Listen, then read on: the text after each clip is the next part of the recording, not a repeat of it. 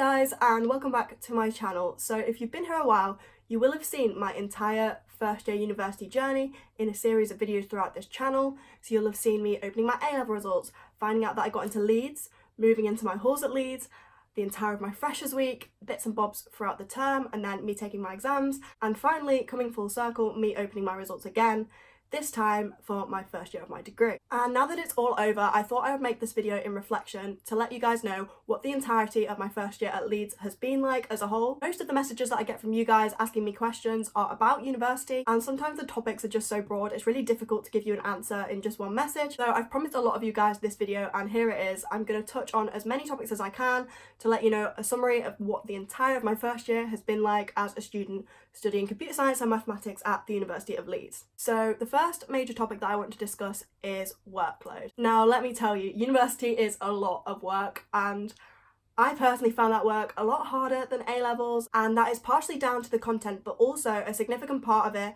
is the major change in teaching style. So at Leeds we have lectures instead of classes like I had at A-level, and a couple of tutorials a week which are like more focused classes, a bit more like the A-level classes that I'm used to. So that makes the style of teaching a lot less personal. In lectures there's like over 200 people, so the chance of you being brave enough to actually ask a question in a lecture is fairly slim, especially in my case. So at Leeds the main method of teaching is lectures, and they're full of about 200 or more people, whilst I was used to A-level classes of about the size of 15. Alongside the lectures we also have tutorial classes which are a bit more similar to A-level classes. Most of my tutorials only had about 8 people in, but the thing is you don't know these people very well, and you also don't know the tutors very well because they change every semester, so it makes it a lot harder to ask for help. Obviously in a lecture of 200 people, the chance of you having the guts to actually ask a question is pretty slim, especially for me. Like, I never asked a question in a lecture.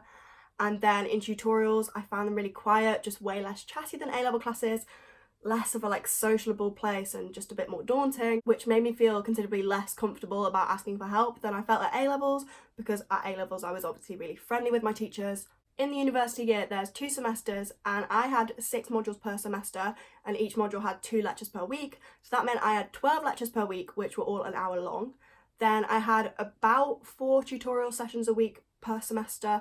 It changed in semester 1 and semester 2, but on average it was about 4 a week, so that's another 4 hours. And then I had 1 or 2, depending on the semester, lab sessions a week which were 2 hours long. So on average that was about 19 contact hours a week if I average out both semesters, which is quite a lot for me. At A-level I had 15 contact hours a week, so more than that. Quite a lot of people I know have like 8 contact hours a week, so having 19 is just a lot. It means I'm definitely in uni every day, don't get any lies in, like it's like go go go, work work work. So overall the workload was really difficult. I'd say I got about the same amount of work at A-levels as I did at uni, but the difference being the work was just a lot more challenging, and although it was hard, like, it is manageable. And the thing that I often needed reminding on was that the work at uni is meant to be hard, it's meant to be a challenge, there's meant to be questions you just feel like you can't do. That is the point of it. Then the tutorial sessions are there to help you with those questions. I don't think I took full advantage of my tutorials. As I was saying before, I was kind of just really scared.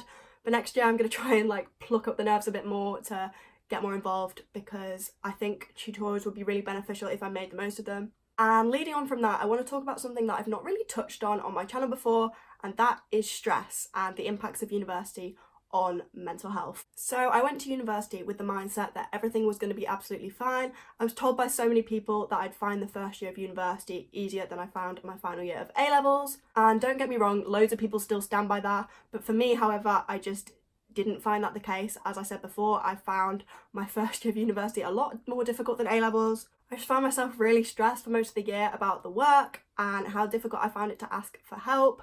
One thing about my course at university was most of the homework that I was set was actually assessed, and it went towards my final grades. So that meant that I couldn't ask my fellow course mates for that much help because it would class as collusion. Like, I couldn't do homeworks with my friends because it would like be cheating on my degree. So I felt very lonely in doing the work. And as well as that, I just felt really out of place, especially at the start of the year, because I went from being at sixth form, like a large fish in a really small pond, to being a tiny fish in a really massive pond that was the University of Leeds. Because there's so many people there, you just feel so like drowned. You go from being the oldest in a school to the youngest again, It's just a massive change, and as a result of all this, I ended up struggling with my mental health this year more than I ever have before. And I'm not going to go into all the details, but it was a lot to deal with, and it wasn't anything that I was at all prepared for, because I was so naive thinking that I would just settle into uni really easily, but that's just not always the case. Like, university is a huge change and it's going to take a toll on a lot of people. I was one of them. The issues I had with my mental health is definitely a reason why I struggled so much with my exams and got to a point where I failed one of them. I don't think I've ever been so defeated by something in my entire life. I just couldn't do it. Like, I can't explain the feeling. I just couldn't do it. And obviously I'm having to resit that module now, which is scaring me, just the thought of it, because of how much trauma I went through with that module at the time. But I think I'm in a little bit of a better space now. I've had time to kind of process everything. So hopefully that reset will be fine. That's a bit besides the point. Basically, I've had a huge roller coaster of emotions this year, but I don't want to put anyone off going to university. I've absolutely loved my time at Leeds, but I've also found it really hard. It's just been an absolute whirlwind, but definitely don't let that put you off. Like, I wouldn't change it for the world. I love where I am and I love what I'm doing. It's just really difficult, and it's definitely been the biggest challenge of my life for sure, but it's also well worth it. Now, the next thing I want to talk about is the living situations at university. So for me, I stayed in halls, and my halls in Leeds was called Carr Mills, which is actually privately owned, but the university rented out about 80 rooms and allocated those out because they'd run out of rooms in all their like actual university halls, and it was self-catered, which made it a bit more lonely. So my flat had 6 people in, but quite often I'd go into the kitchen, there'd be no one there because people are out or in their rooms or whatever.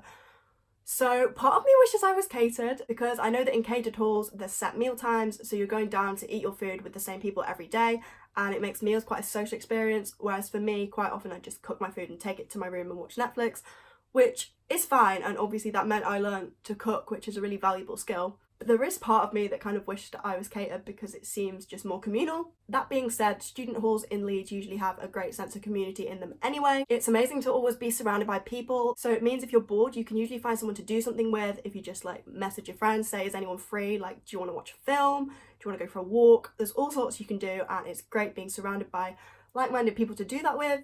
And I actually can't stress this enough. Befriend people in your halls. It makes your first year university experience so much better if you have friends living literally in the same building as you to do things with. I definitely made sure I did that, and that was one of the best things I could have done to myself this year. I had so much fun with my friends in halls, and we did little things like watch film or just chill in someone's room, and it was really nice. Some of my favourite memories in first year have been with the people that I lived with, and I would definitely recommend to make friends with people in your halls. And this nicely brings us on to the topic of friendships. There's so many ways to make friends with people at university.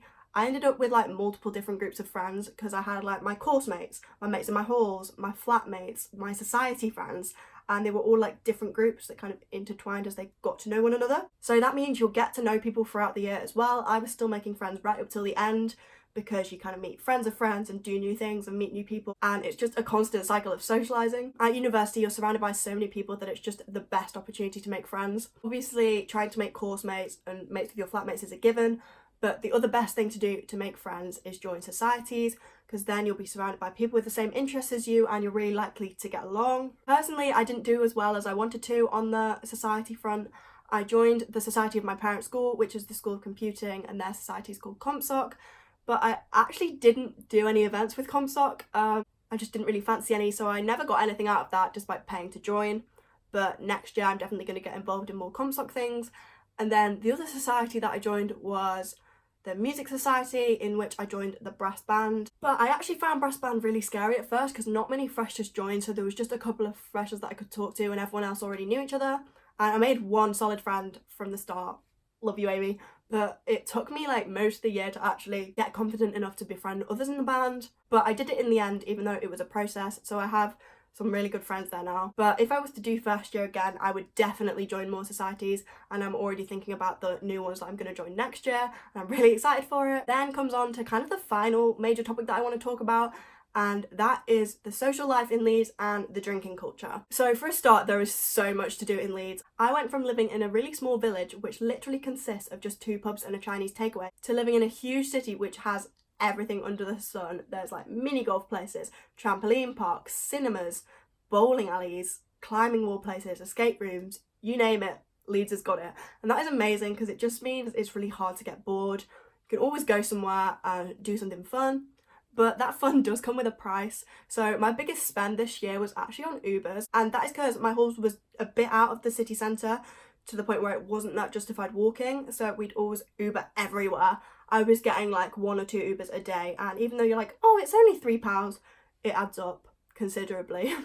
I spent a lot. I originally planned to get the bus more until I found out that my halls actually was only on one bus route and it wasn't the most convenient of bus routes, and the bus fares were really expensive, so I just got Ubers for convenience. But I'm definitely going to work a lot next year to cool my Uber addiction. I'm a bit more centrally based, got things a bit closer to me, especially like shops closer to me, and the union's a bit closer too, so overall should be able to get rid of that addiction next year. But in general, university is more expensive than I thought it would be. My weekly spend is just so much more than I imagined, mainly because of the little things that you just don't think about, like paying for your laundry and Ubers and like meal deals for lunch between lectures. But definitely don't let money stop you from applying to uni. There's all sorts of loans and bursaries and stuff that you can apply for if you feel like you require those. Then definitely budget when you arrive. I can't say I was very good at budgeting, and I maybe ended up a little bit overdrawn, so do as I say and not as I do, and definitely budget, whether that's for an app, a spreadsheet, whatever floats your boat, just budget, please. Don't do what I did.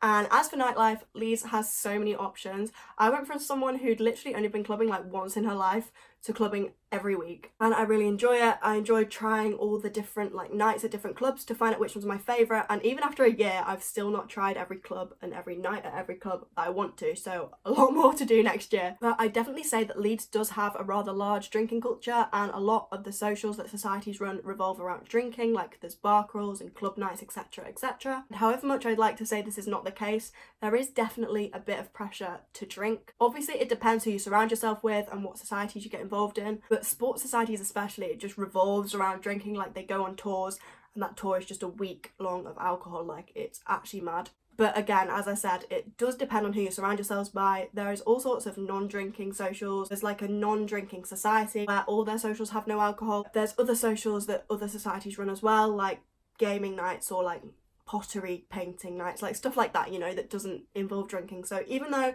there is a huge kind of culture around drinking in Leeds, it doesn't mean that you have to. There is definitely so much more to talk about, but I've been sat here for about 30 minutes and I don't want this video to go on forever. So if you have any questions on anything that I haven't mentioned in this video, just comment it down below and I'll try and reply to every single question. Also, if you have any requests for any other university related videos that you'd like to see me film this summer, then just comment those down below as well and I'll try and get to filming as many as I can. And besides that, if you enjoyed this video, please give it a big like and subscribe down below if you're not already. And until next time,